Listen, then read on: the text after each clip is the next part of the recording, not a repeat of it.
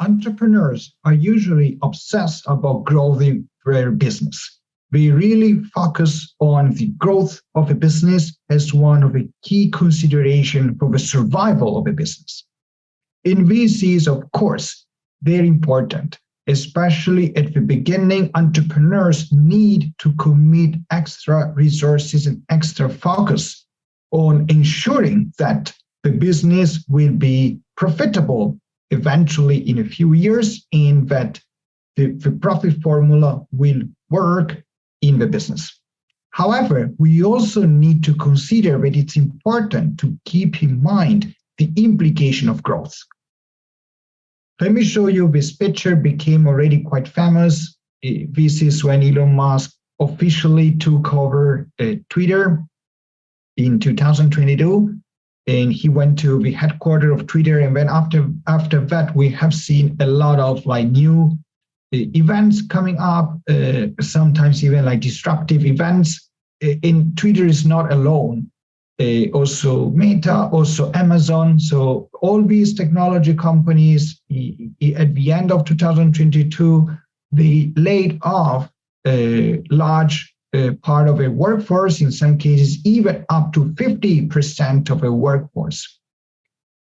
And so you may wonder why this is relevant for growth. Well, this is relevant for the implications of growth. Many of technology businesses enjoyed over the past 10 years an exponential growth, which was driven by many factors. One of these factors was the role of online advertisement, which is now decreasing. So the drop of online advertisement impacted on the revenues of digital businesses. Especially, it impacted on the revenues of multi-site platform business models, such as Twitter or Amazon or Meta, Facebook, which do not charge a subscription fee.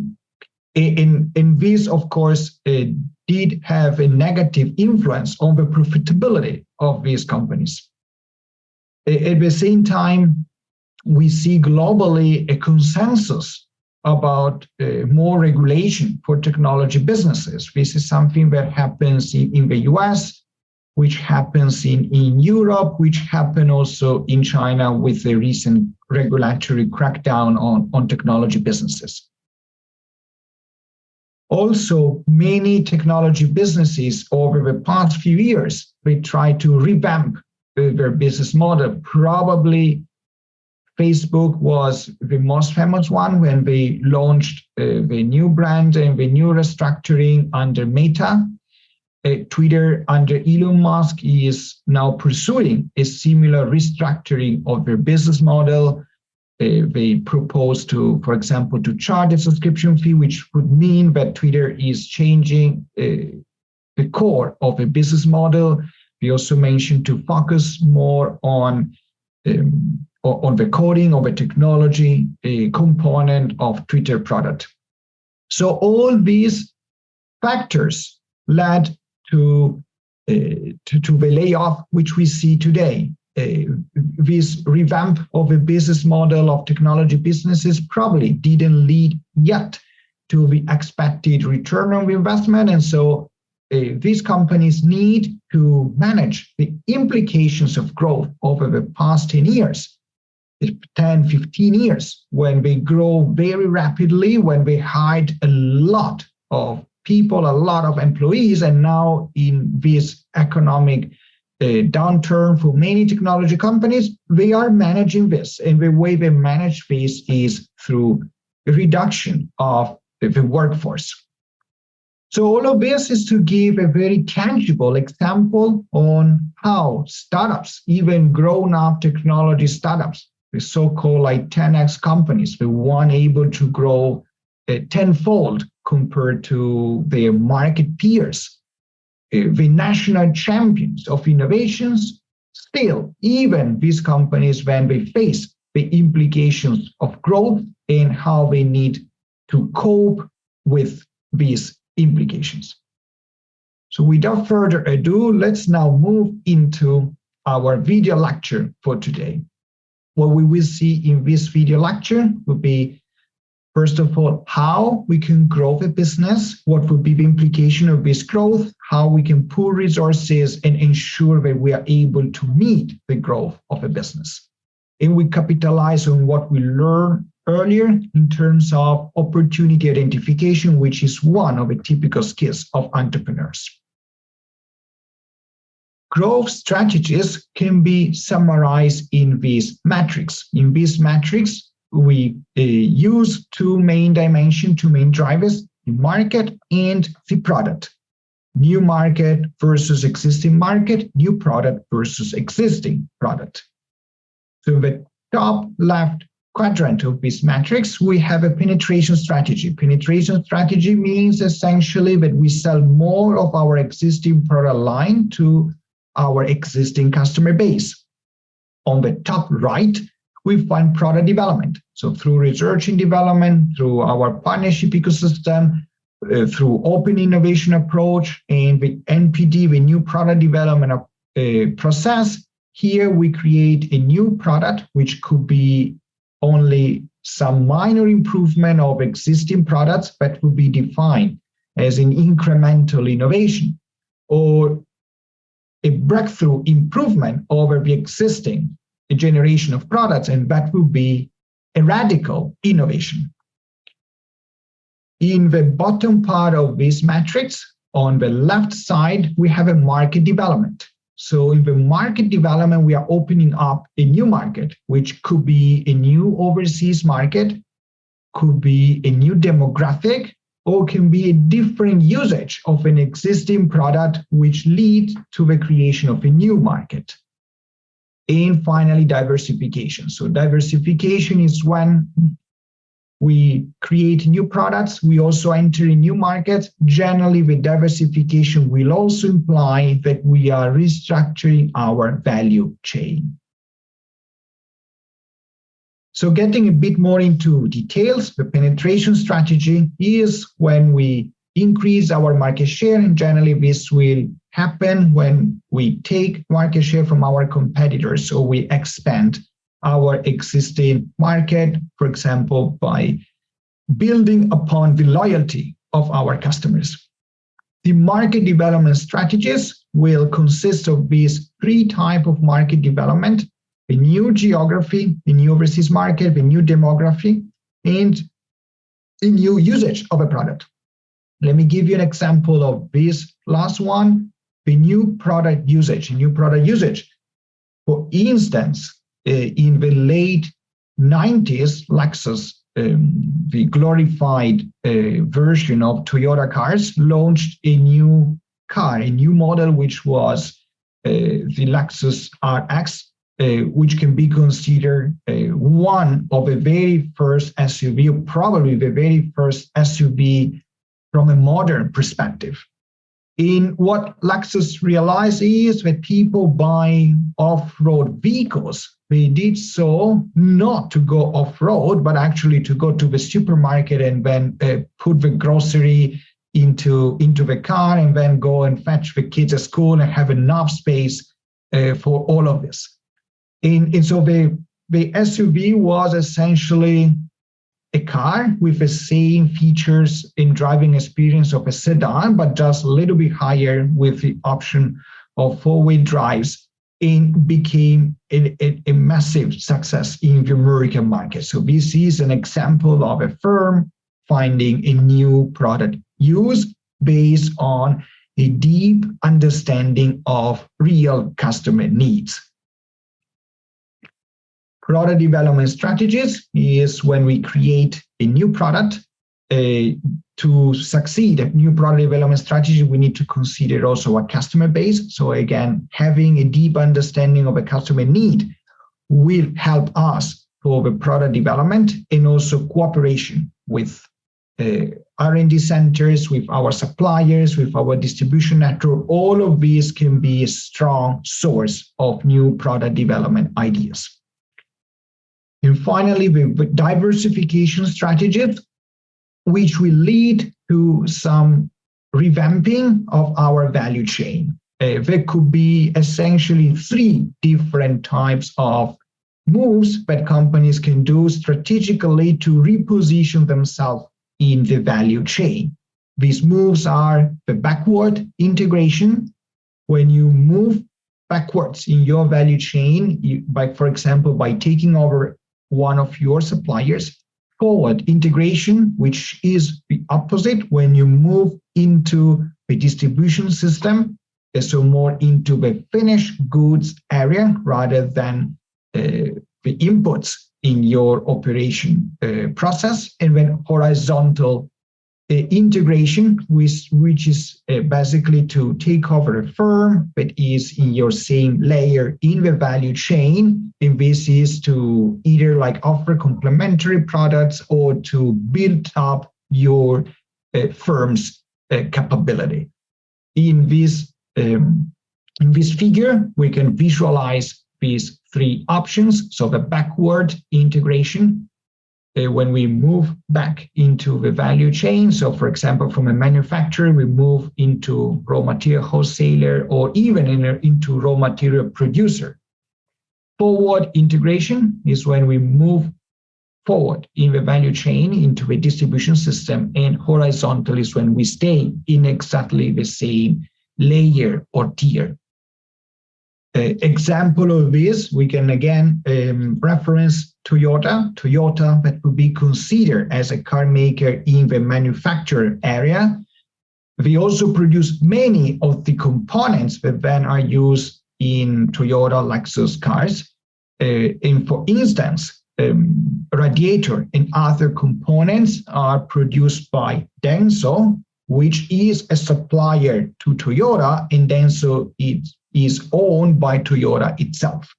So this was a strategy by Toyota to have this backward integration into the supply chain of Toyota. We mentioned at the beginning that the growth of a firm will eventually lead to major implication that could be even as dramatic as the massive layoff at Twitter, Meta, Amazon observed at the end of 2022.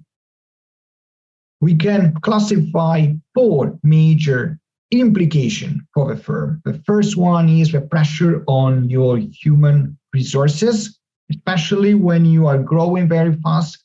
You will overwhelm your employees, but then if it grows subsidized, you may need to let some employee go. So it's a really a fine balance to strike. The second one is the pressure on the management style, and especially when you transition from an entrepreneurial management style to a more professional management style, to a more organized management style. The pressure on the entrepreneur's time, how you efficiently deploy your time as an entrepreneur, and then the pressure on financial resources from the accounting to the cash flow of the organization. So how can you overcome these pressures? So there are some best practices that can be utilized. For example, build up a professional HR department within the organization. Generally, new ventures don't have an HR function, so it's important to build this, to build the processes also of HR, to find a right proportion between part-time and fixed time, full-time employees. Eventually also let some employees go if they're not competent enough and if they affect the morale of the organization. So it's actually a good thing to let them go, because otherwise then the impact on all the other employees will be very negative. So if there is no fit between the organization and the employees, even though this is, of course, a tough decision to make, but sometimes it's the best decision, not only in the interest of your company, but also in the interest of the other employees that might be affected by incompetent or negative thinking colleagues.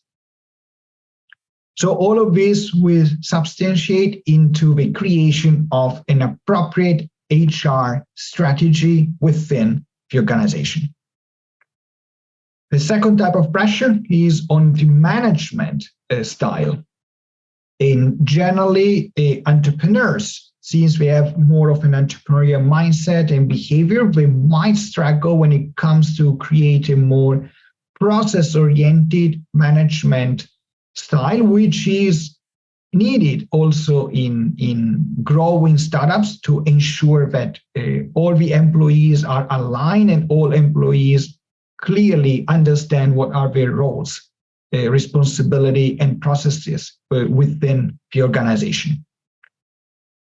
Entrepreneurs also sometimes struggle with the delegation, so they try to centralize many decisions, but the more the company grows bigger, the more you need to delegate, the more you need to empower others to make decisions that can also be important decision impacting on the firm's strategy. And this is because the entrepreneur is one person. At the end of the day, it's alone. So he or she has to manage the time appropriately. And so there are many principles that can help entrepreneurs to prioritize what is really important and how to increase, how to enhance the time management. So prioritization will be one key principle. The effectiveness, so to deliver results even under the pressure, time pressure, money pressure, and so on. Again, the delegation is an important feature to allow entrepreneurs to free up some time and also to control how entrepreneurs spend their time. So like checking, controlling, it's also an important feature to understand whether the time is allocated efficiently. Finally, entrepreneurs also need to focus on financial resources. We need to understand whether the company is profitable and whether the company has enough cash, especially at the beginning, to support all the operations. So when a venture is created, even a daily cash sheet can be useful, because when you understand whether you are able to operate and you're able, for example, to pay the employees' wages and so on. So this is something that, especially at the beginning, is key. Entrepreneurs in manufacturing businesses, we also need to consider about inventory. Well, this is not only for manufacturing businesses, for example, also for e-commerce fulfillment, e-commerce logistics, there will be issues related to the management of inventories. Inventories that should be computerized, so should be following the transformation, the digital transformation, optimization of operations observed in the past decade. So should be fully automated and with data exchange in real time, and also synchronized with suppliers and with clients. One aspect of a finance implication is also to understand when a company should take over, purchase fixed assets, and when a company should actually consider leasing as an alternative. So leasing will be, to put it into very, very simple terms, is a sort of like a long-term rental of equipment. We also need to consider that lease payments are categorized as expenses in the organization and could be eligible for tax deduction. So generally, the lease can be used when you want to get some equipment, but this equipment might become obsolete soon. So this is also an important aspect for entrepreneurs to consider. And this leads to a comparison between the cost structure of the organization and the profit structure of the organization, which ultimately is the very core of any new venture, basically the profit formula of a new venture. To make sure that the entrepreneur and the venture are on track, it's also good to compare year by year, so to understand if there are some expenses that are growing too fast and why is so, and whether there is some underlying problem due to these much higher expenses in the second or in the third year of operation. Of course, it's normal that the more you grow your business, the more your costs will go up. However, you need to carefully check that there is no mismanagement or no wrong allocation of resources. It's also a key consideration for entrepreneurs to consider the taxes, to avoid late payment, so to be on track with the taxes. Some taxes, for example, Social Security for employees will be withheld generally. So it's important since the beginning of a creation of a venture to deploy also IT software that ensure that the accounting is properly done under the supervision of a CPA or accountants. Consider that every year will be also like returns from the government. So generally, this is something that companies also need to consider carefully, because they are like end of year returns from the government of some taxes that were overpaid by the company, or there could be some incentives, specific like incentives that every year the government creates for companies. So it's important for the entrepreneur also to be aware of these possibilities. In conclusion, we also need to understand when the entrepreneur would like to foster the growth of a company, and when entrepreneurs sometimes even willingly do not grow their organization. For some reasons, it could be related to their lifestyle. Some entrepreneurs like to have a more lifestyle kind of business, and they don't want to grow this any further. Or in other cases, because the entrepreneur does not have the skills and the capabilities to grow the business. And so we can classify entrepreneurs into two main dimensions. The entrepreneurs that are able to transition into a professional management style, and entrepreneurs that have growth aspiration. When these two are combined together, so here we have an entrepreneur that will be able to create a 10x growth business, or business able to grow 10 times faster than the peers. So in this figure, we can classify the growth aspiration of entrepreneurs compared to the ability of the entrepreneur to either hire professional managers or to transition himself or herself into a more professional management style. So the top right, we have the companies that are led by an entrepreneur that is able to transition with growth aspiration. These will be the companies growing rapidly, sometimes even exponentially.